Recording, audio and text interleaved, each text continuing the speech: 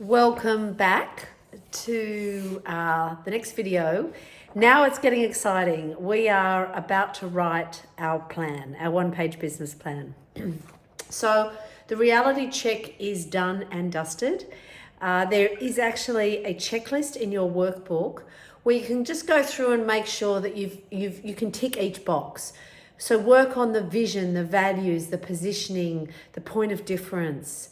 You've done your SWOT and your urgency and importance matrix. You have done your competitive positioning map to give you a visual sense of the market and the various options that the customer or your client has to spend their money. And you've also done the pre-work on your numbers, some historical P&L information. All of those things have fallen out, as I mentioned, into your SWOT. So that's your strengths, weaknesses, opportunities, and threats based on what you know right now after this deep dive into your business.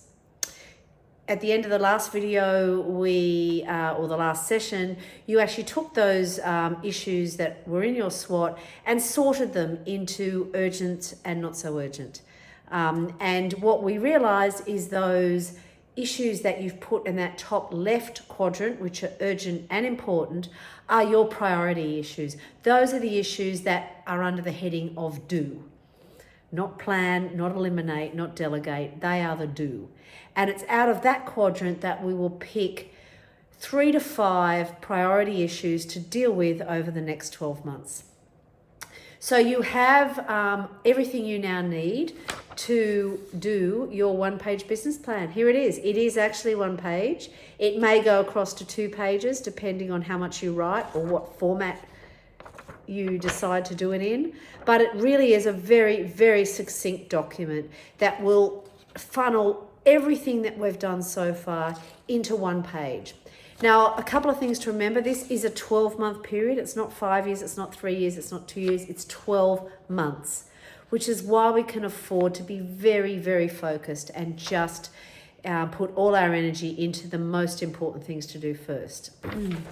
The first, or the top half of the page, is where we capture the, I guess, brand and values and positioning work that we've done. And it's very important to capture it in this plan, because everything that you do in the bottom half is all focused on driving forward your vision. And the sections in the middle on values and positioning is essentially how you function as a business. And the way that you function as a business is the way that you will be perceived by your employees, by your suppliers, by your competitors, and by the customers. And those are the things that claim your stake in the ground. Those are the things that make you different. Those are the things that you will become known for, your superpowers. And those are the things that will help a customer or an employee decide if they want to work for you or with you, or whether perhaps you're not quite right. Either decision is fine, but it's about actually putting it out there and saying, this is what we stand for as a business and a brand. This is how we are different.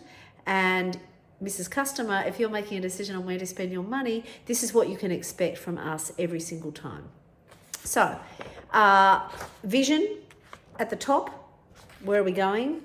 Values, how do we roll? Who are we? What's our heartbeat? What's our DNA? How do we do things around here? How do we behave? These are very, very important qualities to make sure that you're clear on as an organization, because it's these things that will form the basis of your hiring and firing. And it's these things that will form the basis on how you actually do business and how you behave in the market and with each other. The positioning statement, which is, I guess, a statement that pulls together your points of difference, which pulls together your superpowers and puts it all in a statement, which is, it's almost like a mechanical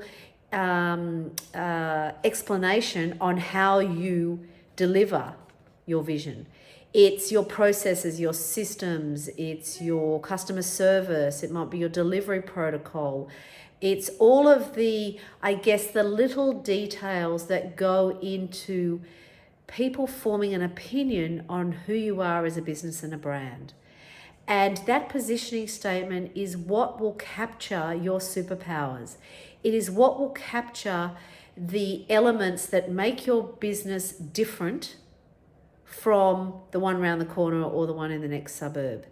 And it is those promises and those commitments, and I guess those non-negotiables that will form a customer's view on whether to spend their money with you. And most importantly, whether to do that long term. And that's ultimately what we want. And the same with a decision from an employee to come and work with you.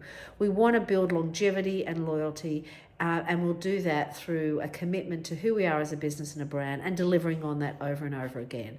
There's no right or wrong, it just is. But what's important is we have clarity around what we stand for, and importantly, what we don't stand for. So capture those things at the top half of the page. The bottom half of the page is split in, I've done it into 4 columns. It might be 3, it might be 5, depending on your business.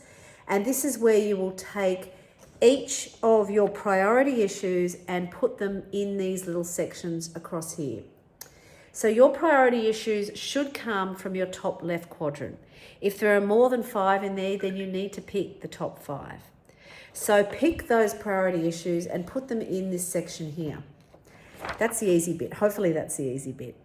Then what is needed is a set of, or a list of, strategic actions. So these are the steps that you, your business, your team need to take to deal with and move the needle and progress that priority issue.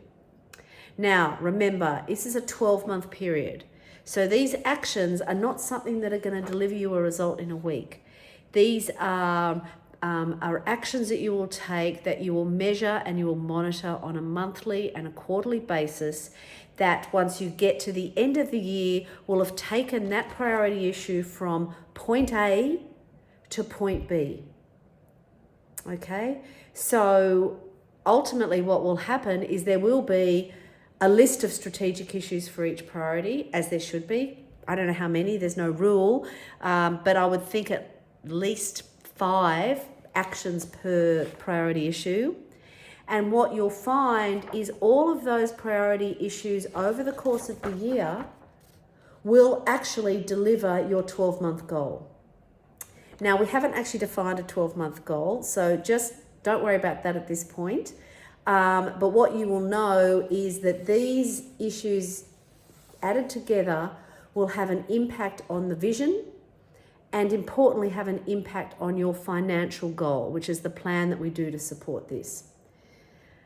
Might not be crystal clear right now, but it will. So what I want you focusing on right now is transposing your statements into the top half, picking the top 3 to 5 priority issues from the top left quadrant, which is the do quadrant, put them in here and come up with no more than 5 or 5-ish actions that need to be taken within your business. So it might be you, it might be one of your team members, it might be a consultant, an advisor, it might be a chairman, it might be a founder.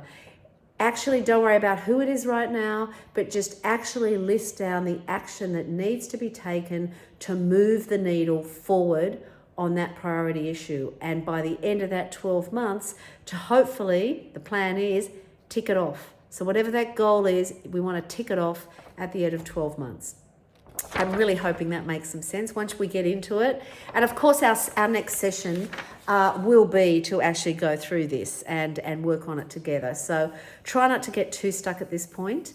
Enjoy the process, enjoy it unfolding. And I'm hoping that by now it is actually starting to unfold and you're starting to get some real clarity on the next 12 months. I will see you in your next session and the next video. See ya.